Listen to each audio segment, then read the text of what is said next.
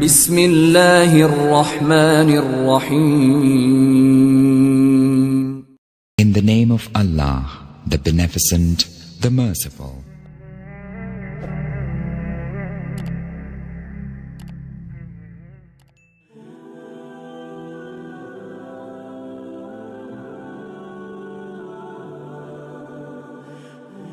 The economic situation of the Arabian Peninsula. Since most of the Arabian Peninsula consists on vast desert land, its inhabitants did not work in agriculture except in the extreme borders of the peninsula, particularly in Yemen to the south and Syria to the north, and in the odd scattered oases found in central Arabia. Without much vegetation in Arabia, it was sheep and camels that made for the livelihood of both desert and city dwellers. Tribes would go from place to place with their herds, looking for pasture land. As for industry and manufacturing, Arabs were far behind other nations. They practically refused to work in those fields, instead allowing foreigners and slaves to do their work for them. Even when they wanted to rebuild the Kaaba, they sought the help of an Egyptian who had survived the sinking of his sea vessel in Jeddah and who then settled in Mecca. It is true that without farming and manufacturing, Arabs were compared to other peoples at an economic disadvantage, but they did compensate in another regard. They were an advanced trading nation by dint of their strategically sound location between Africa and Eastern Asia. It was primarily the city dwellers of the Arabian Peninsula who engaged in trade, and most successful among them were the people of the Quraysh. The Quraysh differed from other tribes in that they were the inhabitants of Mecca, which was considered to be holy by all Arabs. As such, they were able to travel in safety all over Arabia, for no tribe dared to attack the dwellers of the inviolable city of Mecca.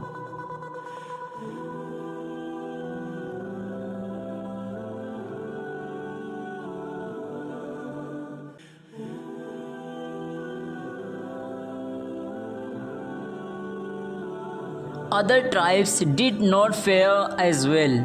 Their trading caravans were constantly being subjected to highway robbery by individuals and others tribes that made a living through attacking and robbing passing caravans.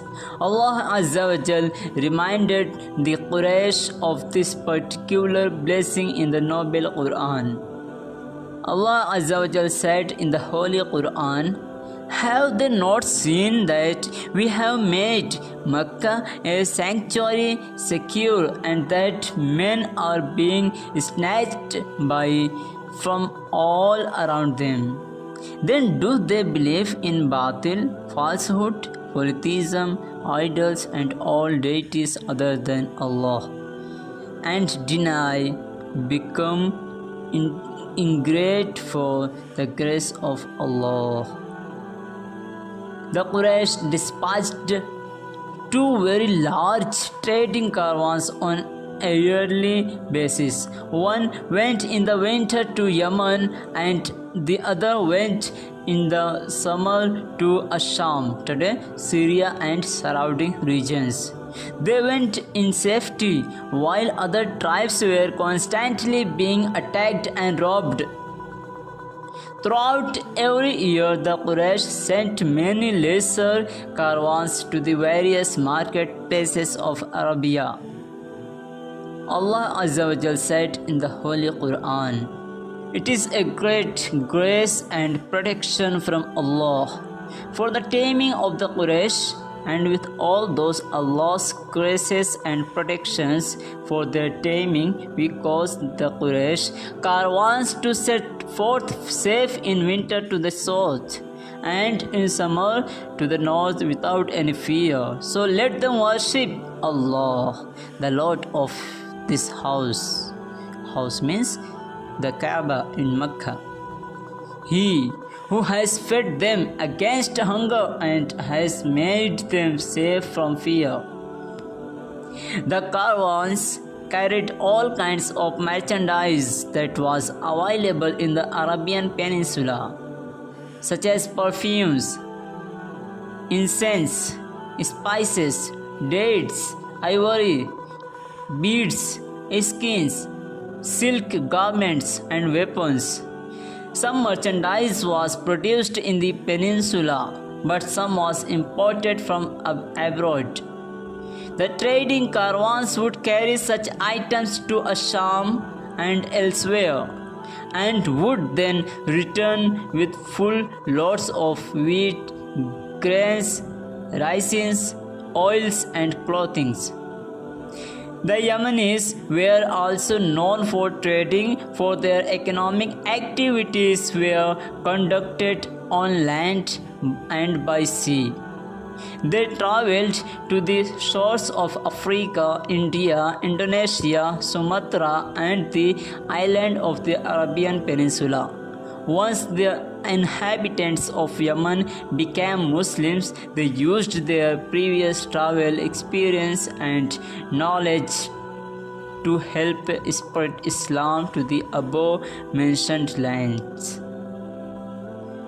Prayer to the advent of Islam usually was practiced on a widespread scale, perhaps having come to the Arabs from the Jews.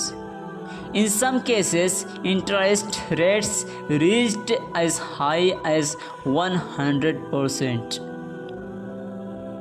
Ukal, Majinna, and Zulmajaz were the names of the most famous marketplaces of the Arabian Peninsula. Some historians related that Arabs would congregate at Ukal at the beginning of Dhul Qa'dah.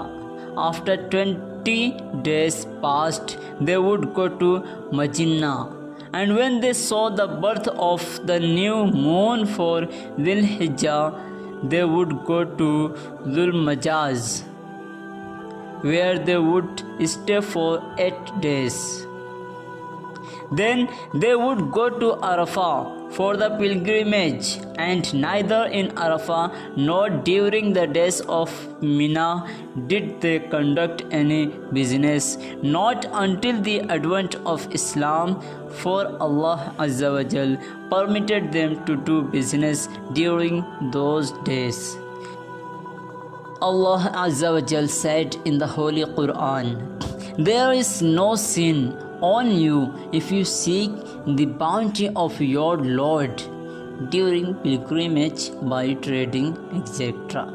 Then when you leave Arafat, remember Allah by glorifying His praises, that is prayers and invocations, etc. at the Mashairul Haram, and remember Him by invoking Allah for all goods, etc. as He has guided you, and verily you were before of those who were astray." These centers of trade remained open during the early days of Islam, but eventually closed down. During their heyday, Ukal, Majinna, and Dhul Majaz were not merely marketplaces, they were also centers of poetry and public speaking. Great poets and speakers gathered and competed against one another in their respective arts. Thus, they were centers that greatly served the advancement of poetry and the Arabic language.